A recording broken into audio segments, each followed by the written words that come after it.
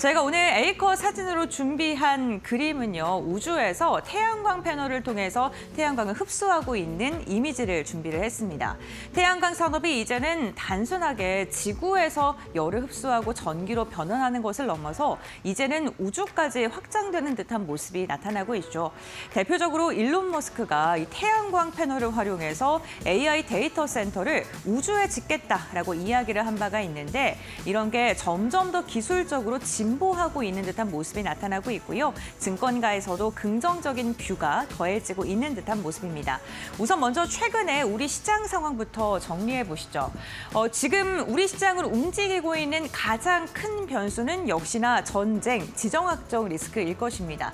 기업들이 아무리 좋은 실적을 발표해도, 그리고 앞으로 모멘텀에 대한 이야기를 꺼내도 트럼프의 한마디, 그리고 이란의 이야기나 행동의 한마가 터지게 되면은 우리 시장은 속절없이 무너지는 시장이 이어지고 있죠.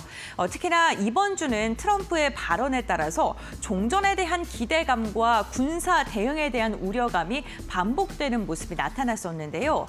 트럼프가 대국민 연설을 예고하면서 종전 이야기를 할 것이다라는 소식이 전해지면서 강하게 상승했고 매수 사이드카가 발동했다가 그 다음 날에는 종전보다 전쟁을 더 강화할 것이다라는 뉘앙스의 멘트가 나오자 매도 사이드카가 하루 만에 나오기도 했습니다.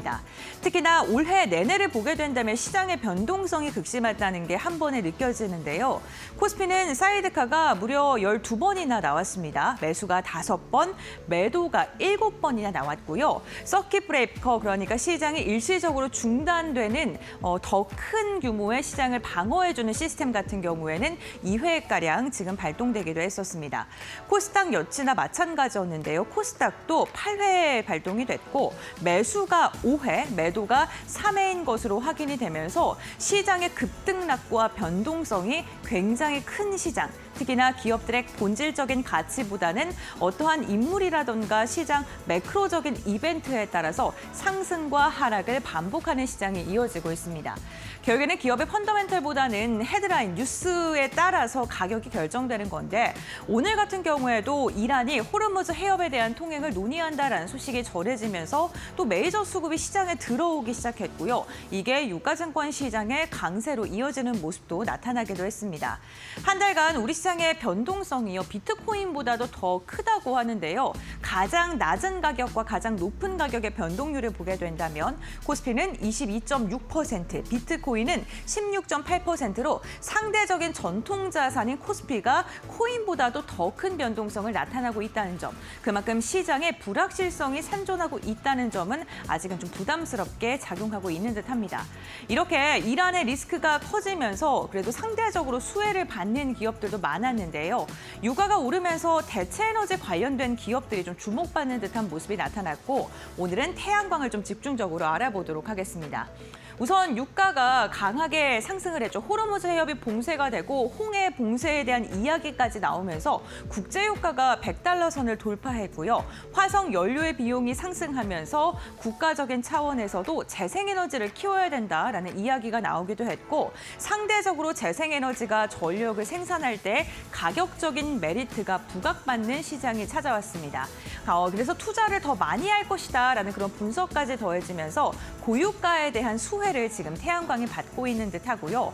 두 번째는 정부의 정책 변화가 나타나고 있다는 건데요. 오늘 뭐 여러 가지 규제 완화 소식이 들려왔는데 이 가운데서 태양광 규제를 완화하는 이야기들도 담겨져 있었습니다.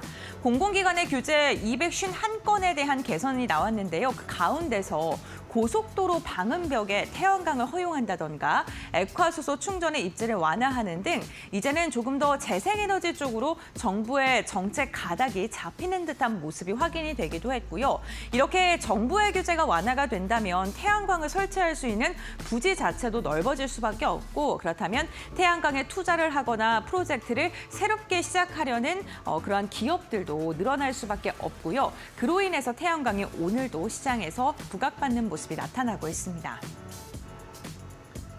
여기에다가 우주 관련된 소식 또한 태양광 기업들에게는 호재로 해석을 할 수 있겠는데요. 제가 이번 주에 아르테미스 2호 발사, 이게 성공할지를 좀 주목하셔야 된다. 우주 항공 관련 기업들의 주가에 변화를 이끌 수 있다라는 브리핑을 전해드린 바 있습니다.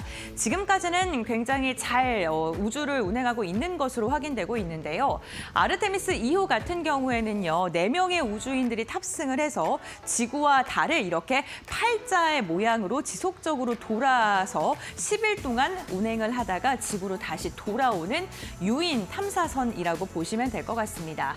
1972년 아폴로 17호 이후에 50여 년 만에 처음으로 사람을 태우고 달을 비행하는 우주선이기 때문에 많은 좀 주목을 받고 있는데요.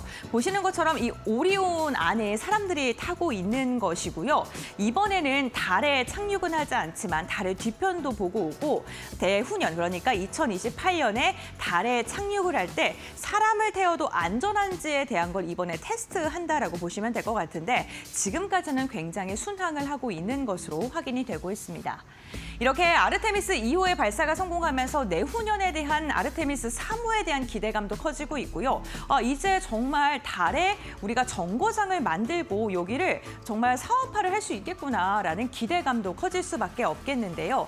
그러면서 시장에서 부각받고 있는 게 태양광의 다음 단계인 우주 태양광에 좀 주목을 하고 있는 듯합니다. 차세대 태양광 기술로 불리는 페로스프카이트 같은 경우에는요, 기존의 실리콘과 비교했을 때 더 높은 효율과 가벼운 소재를 자랑합니다. 어쨌든 우주 정거장까지 싣고 가야 되는데 무겁거나 크기가 크면 우주로 옮기기가 굉장히 힘들겠죠. 그런데 가볍고 작아졌기 때문에 우주 환경에 굉장히 적합한 태양광 기술로 평가를 받고 있고요. 역시나 기술의 그 허들이 높기 때문에 고부가 가치 시장이라고 평가를 받고 있습니다. 그러면서 태양광 시장도 이제는 단순히 지상이 아니라 우주 산업으로 발전을 하고 있는 듯한 모습이고요. 대표적으로 우리나라와 태양광 산업으로 각축전을 벌이고 있는 나라가 중국이죠. 중국이 저가 공세를 펼치면서 우리나라의 태양광 기업들이 크게 위축되는 모습이 나타났었는데, 중국 기업과 우리나라 기업을 좀 비교를 해보도록 하겠습니다. GCL 같은 경우에는요, 지금 페로브스카이트의 기술을 개발을 했고요. 우주용 태양광 모듈을 생산을 할 예정이라고 합니다. 특히나 내년, 내후년에 양산을 목표로 하면서 1기가와트씩급의 생산 라인을 구축했다고 하는데, 지금 기술적으로 확실히 딱 보여줬다라기보다는 앞으로의 성장성에 대해서 시장을 좀 주목을 하고 있고요. 국내에서 대표적인 태양광 기업이라고 하면 하나솔루션이 있겠는데, 템덤셀이라는 효율이 있는데 이게 또 새로운 기술력이고요. 29%로 유럽에서 또 인증을 받았습니다. 특히나 에어버스와 협력을 하고 있고요. 경량 우주 산업의 태양광 개발을 지속하고 있는데, 지금 상용화에 대한 이야기가 나오고 있을 만큼 아직 태양광 기술력에 있어서는 우리나라가 빛을 흡수한다던가 더 가볍더라던가 이런 걸 중국과 비교했을 때는 상대적으로 앞서고 있는 듯한 모습이 확인이 되고 있습니다. 하나솔루션의 기술력 조금 더 자세히 확인해 보도록 하겠습니다. 그림으로 보면 조금 더 이해하시기 쉬우실 것 같은데, 기존의 태양광 같은 경우에는 실리콘 셀 딱 한 판으로만 빛을 흡수하는 그런 건데요. 템덤셀 같은 경우에는 기존 실리콘 셀이 있고, 여기 위에다가 페로브스카이트 셀을 위에다가 하나를 더해서 두 겹으로 지금 태양광을 흡수를 하는 겁니다. 그런데 빛을 흡수하는 파장이 두 개가 다르기 때문에 더 많은 태양광을 흡수할 수 있고, 이게 또 우주에 갔을 때 효율을 좀 극대화할 수 있는 게 한화솔루션의 기술력이다라고 보시면 좋을 것 같고요. 이게 결국에는 유럽 태양전지 성능 검증을 했는데 지금 공식적으로 인증을 받은 그러한 기술이라고 하고요. 태양 최대 효율이 29.9%까지 지금 효율화를 했기 때문에 지금 기술력에 대해서는 가장 좀 앞서고 있다라고 평가를 받는 기업 중에 하나입니다. 이 우주 태양광 기업들에 투자하는 그러한 모습들이 글로벌 빅테크 기업들에게도 최근 좀 곳곳에서 확인이 되고 있는데요. 시작할 때 말씀드렸던 일론 머스크가 우주의 태양광과 관련된 AI 데이터 센터를 건설하겠다라고 이야기한 것뿐만 아니라 빌 게이츠 역시나 우주 태양광 관련된 스타트업에 최근에 또 투자를 한 것으로 알려졌습니다. 그만큼 태양광 관련 산업이 이제 단순하게 에너지를 효율화하고 우리가 좀 저렴하게 지금 AI 시장이 확산이 되면서 지상에서 빛을 흡수하고 전지로 만드는 것뿐만 아니라 이제는 우주 산업까지 전부 점점 더 확장되고 있다는 것, 이게 또 결국에는 AI 시장이 공고해지는 것과 함께 동반돼서 성장하고 있다는 점도 참고를 해보시면 좋을 듯합니다. 네, 이렇게